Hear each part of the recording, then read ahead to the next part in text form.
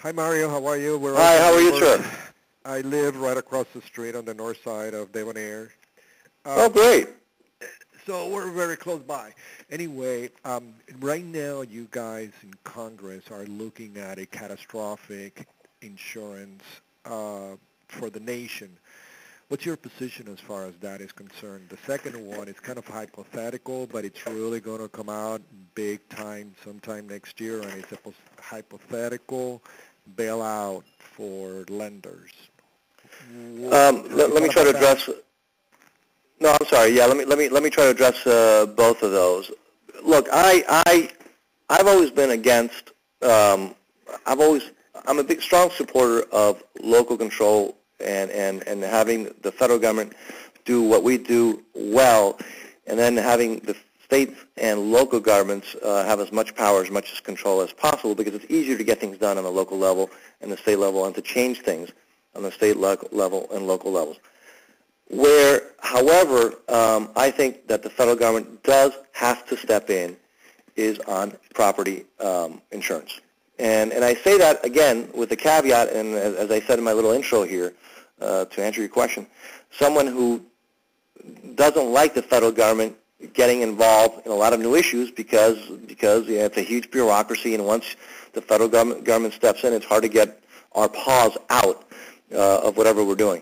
However, when you're dealing with the which I think is a crisis, which is the cost, the lack of availability, and the cost of property insurance, I think the only real long-term solution is for for the federal government to intervene. I think the state has done about as much as it can, and as I'm sure you know, insurance is regulated on the state level, not on the federal level, not on the local level. It's regulated by the state.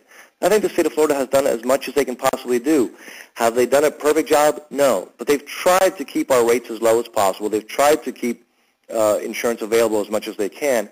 I think the only solution is the federal government. I happen to be a co-sponsor of a CAT fund proposal here in Congress.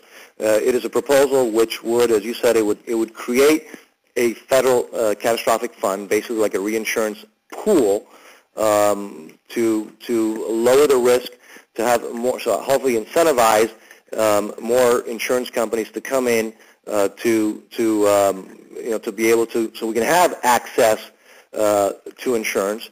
It would also have some other, I think, it also has some other good portions in the bill. Is it a perfect bill? No. There's actually one part that I think, frankly, is not that great.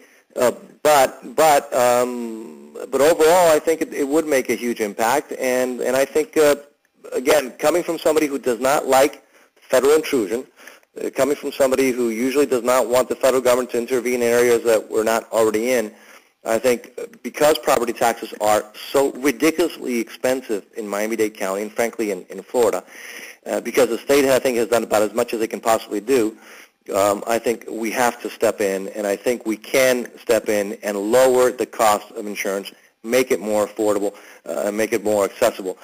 And the second part of the question was, Adriana, do you recall? Geez, I apologize.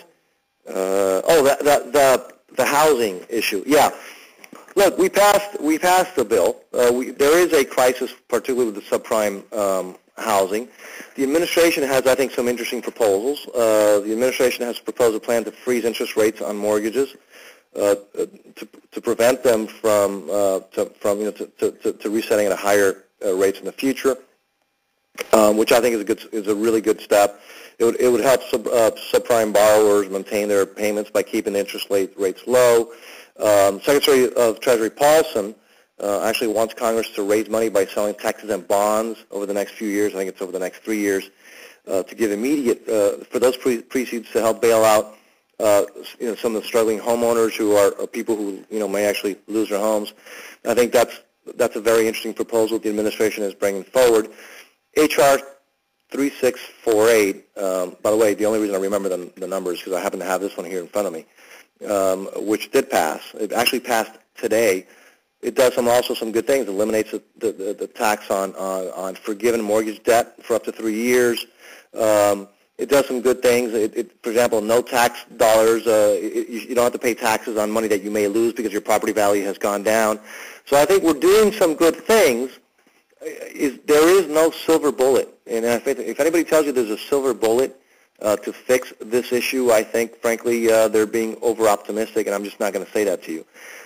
We have to, what we do, and I think, again, the administration has some good proposals. I supported this House bill, the Mortgage Forgiveness Debt Relief Act, which passed today. We also have to be very careful, by the way, that government doesn't do anything to restrict access to credit, access to loans, because one of the problems that we're having now, as you know, is that now the banks and those that buy the mortgages from the banks are restricting the money from people. So, if people can't refinance some of those bad loans, if people can't buy homes from those that are selling, it just compounds the problem. So, yes, we're doing some things. There's no silver bullet. We need to continue to look at it. We need to continue to do what we can.